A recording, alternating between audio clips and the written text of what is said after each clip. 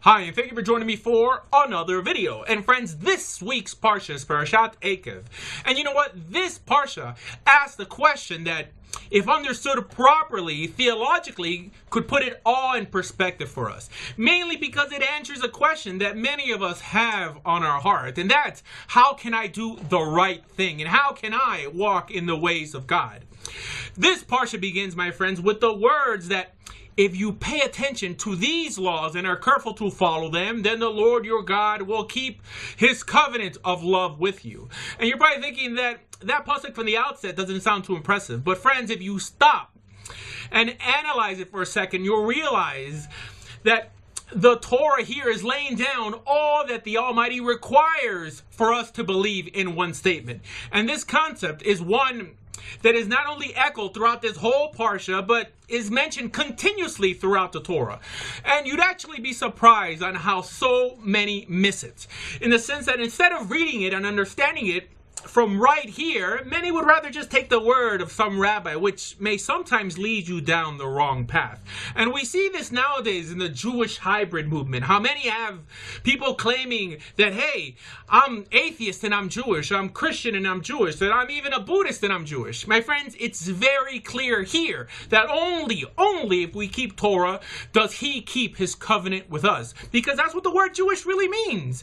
It really means only someone who's in the covenant. But anyways, let's analyze this verse so we're clear on what it's trying to tell us. First, it states that if you pay attention to these laws and are careful to follow them, then the Lord your God will keep his covenant of love with you. And what are these laws? Easy. Clearly, the laws within the 5 books. And again, it states that through the keeping of these commands will we remain in the covenant. And friends, the reason this is so important to clarify is that many nowadays really don't know what they believe or why they believe it in the first place. Because actually, when someone says that they believe in Torah nowadays, what do they really mean? And what do they really believe in? The 5 books and what else? And then someone will mention the sages, but what does that mean? And what's a sage? And what do we mean when we say a sage? Every rabbi or any book that comes along and claims some sort of divine inspiration? Because honestly, that is how it's understood in the majority of the Jewish world today. And friends, without a clear explanation of what we believe and what the Torah sanctions as belief, we completely nullify the integrity of this book. And friends, the reason I'm speaking about this is because till we get this right, we cannot move forward as a people. And again, friends, the reason that this is so important is because it says clearly that by keeping these commands, do we maintain our covenant with the Almighty. And in addition, it says that this is the requirement to reap any good thing from the land, and even the requirement to be able to live a life of blessing. And friends, many may think that perhaps all this is a bit elementary or common knowledge, but I can assure you that it's not for at least the vast majority of people listening. So friends, just like we just read, everything we believe must have its foundation within the commands of these 5 books. Or it's not divine and it's not binding or required by God for us to remain in the covenant or even to reap the blessings contained in this book.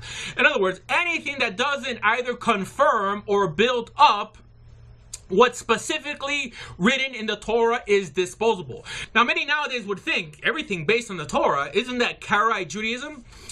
And the answer is no, my friends, because first of all, most Karaites tend not to build their doctrines on Torah alone, but also include the words of the Nevi'im and the Ketuvim.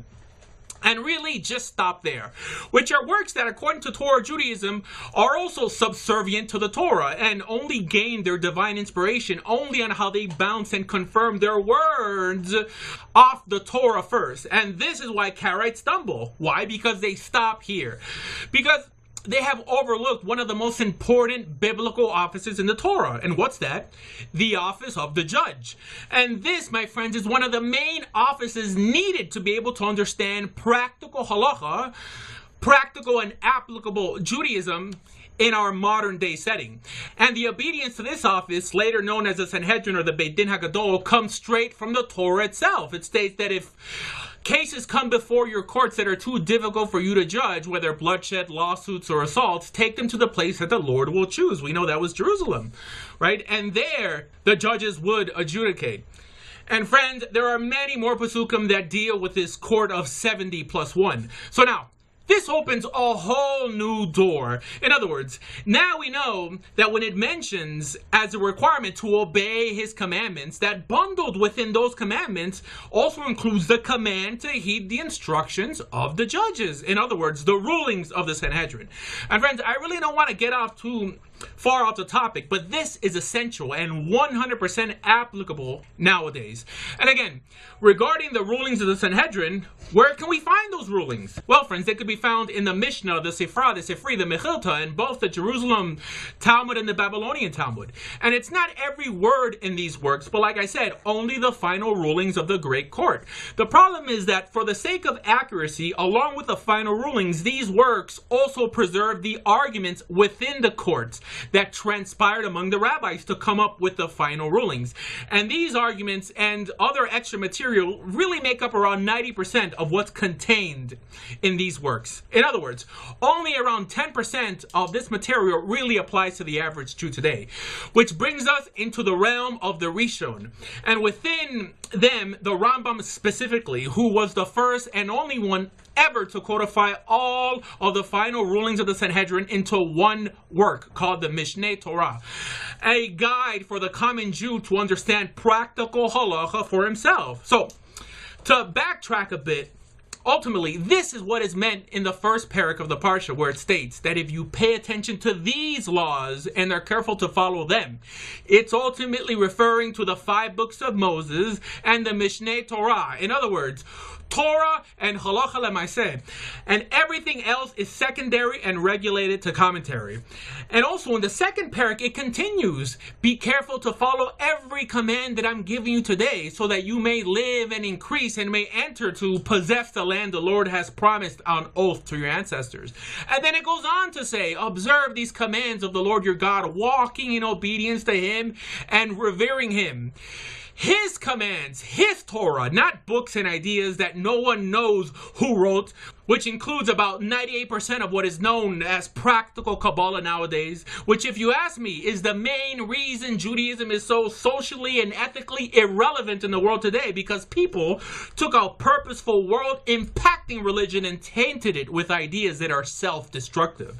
And this is why we need such a group like Dordea today to detoxify Judaism.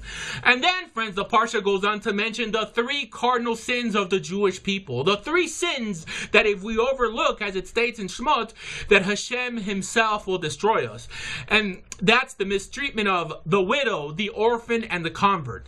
A concept hardly ever mentioned nowadays, especially with the way we see converts and potential converts mistreated publicly.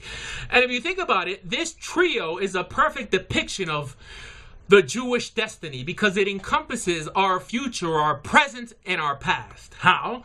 Because a widow depicts the past. She is now an image of what she once was, alone and powerless to fend for herself, which is analogous to how far the Hebrews fell from stature and now surprisingly raised themselves back up. An orphan depicts the Hebrews here, virtually all through the Torah, full of life but confused, finding it difficult to trust and without the proper hope to keep going, but we see that they do. And strangers, my friends, depicts our future by the new adherents like Yitro that will attach themselves to Israel because of what the Almighty did for us in Egypt and for what the Almighty is about to do here before they enter the Promised Land. And friends, if you're hearing me today and you also want to become part of Israel, please visit doordea.com or bejewish.org. Thank you.